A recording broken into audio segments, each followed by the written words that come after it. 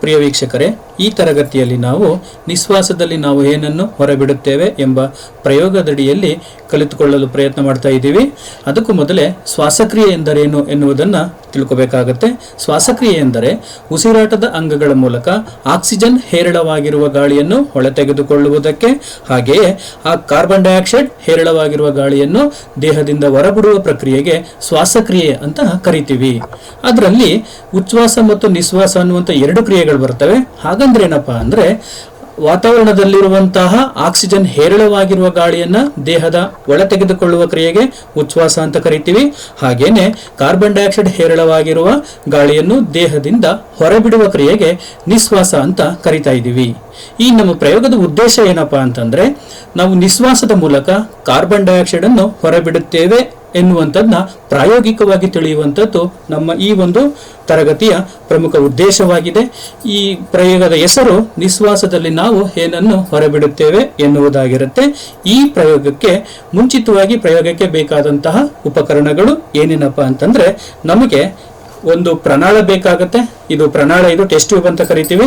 ಮತ್ತೆ ಹಾಗೇನೆ ಮತ್ತೊಂದು ಉಪಕರಣ ಈ ಪ್ರಯೋಗಕ್ಕೆ ಬೇಕಾಗಿರುವಂತದ್ದು ಸುಣ್ಣದ ತಿಳಿ ನೀರು ಅಥವಾ ಲೈಮ್ ವಾಟರ್ ಅಂತ ಕರಿತೀವಿ. ಇದು ಬೇಕಾಗುತ್ತೆ. ಇದು ಶಾಲೆಗಳಲ್ಲಿ ಪ್ರಯೋಗಶಾಲೆಯಲ್ಲಿ ದೊರಕುತ್ತೆ, ಅಥವಾ ನಾವು ಅಂಗಡಿಯಲ್ಲಿ ಸಿಗ್ತಕ್ಕಂತಹ ಸುಣ್ಣವನ್ನ ನೀರಿನಲ್ಲಿ ಕಲಸಿಟ್ಟು ಅದರ ತಿಳಿ ನೀರನ್ನು ಸಹ ಈ ಪ್ರಯೋಗಕ್ಕೆ ತೆಗೆದುಕೊಳ್ಳಬಹುದು. ಮತ್ತೊಂದು ಈ ಪ್ರಯೋಗಕ್ಕೆ ಬೇಕಾದಂತಹ ಉಪಕರಣ ಎಂದರೆ ಸ್ಟ್ರಾ. ಇದು ಸ್ಟ್ರಾ ಅನ್ನುವಂಥದ್ದು ಪ್ರಯೋಗಕ್ಕೆ ಬೇಕಾದಂತ ಉಪಕರಣ. ಹಾಗಾದ್ರೆ ಬನ್ನಿ ಪ್ರಯೋಗ ಹೇಗೆ ಹಮ್ಮಿಕೊಳ್ಳುವುದು ಎನ್ನುವುದನ್ನ ನೋಡೋಣ. ಮೊದಲಿಗೆ ಸುಣ್ಣದ ತಿಳಿ ನೀರನ್ನ ಪ್ರಣಾಳದ ಕಾಲು ಭಾಗದಷ್ಟು ತೆಗೆದುಕೊಳ್ಳಬೇಕಾಗುತ್ತದೆ. ಇಲ್ಲಿ ತೆಗೆದುಕೊಳ್ತಾ ಇದ್ದೀನಿ. ಹಾಗೇನೆ ಈ ಒಂದು ಸುಣ್ಣದ ತಿಳಿ ನೀರಿಗೆ ಮುಳುಗಿಸಿರುವ ರೀತಿಯಲ್ಲಿ ಸ್ಟ್ರಾವನ್ನ ಮುಳುಗಿಸಬೇಕಾಗತ್ತೆ.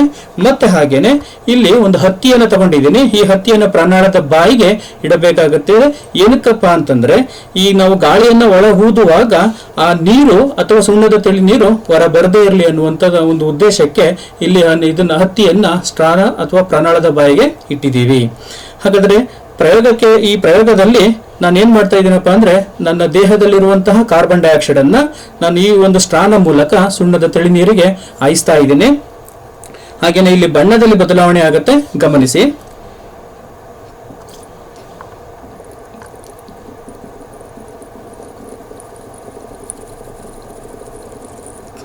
ಇಲ್ಲಿ ನೋಡ್ತಾ ಇದ್ದೀರಾ, ಇಲ್ಲಿ ನೀರಿನ ಬಣ್ಣದಲ್ಲಿದ್ದಂತಹ ಒಂದು ಸುಣ್ಣದ ತಿಳಿ ನೀರು ಹಾಲಿನ ಬಿಳಿಯ ಬಣ್ಣಕ್ಕೆ ಬದಲಾಗ್ತಾ ಇದೆ.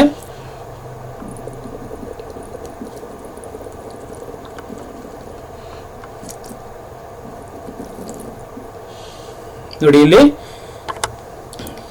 ಇಲ್ಲಿ ಸುಣ್ಣದ ತಿಳಿ ನೀರು ಹಾಲಿನಂತಹ ತಿಳಿಯ ಬಣ್ಣಕ್ಕೆ ಬದಲಾಗಿದೆ.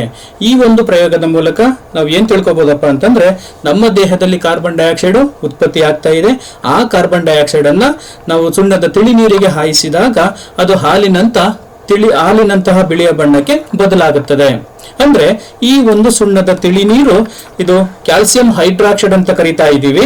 CaOH ಅಂತ ಇದರ ಸೂತ್ರ.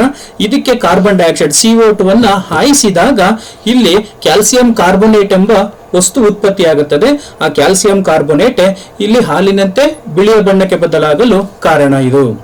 ಸೊ ಈ ಒಂದು ಪ್ರಯೋಗದ ಮೂಲಕ ನಾವು ನಮ್ಮ ದೇಹದಲ್ಲಿ ಕಾರ್ಬನ್ ಡೈಆಕ್ಸೈಡ್ ಉತ್ಪತ್ತಿಯಾಗುತ್ತದೆ, ಅದನ್ನು ನಿಶ್ವಾಸದ ಮೂಲಕ ಹೊರಬಿಡ್ತೀವಿ ಅನ್ನುವಂಥದ್ದನ್ನ ಈ ಪ್ರಯೋಗದಲ್ಲಿ ತಿಳಿದುಕೊಳ್ತಾ ಇದ್ದೀವಿ. ಧನ್ಯವಾದಗಳು.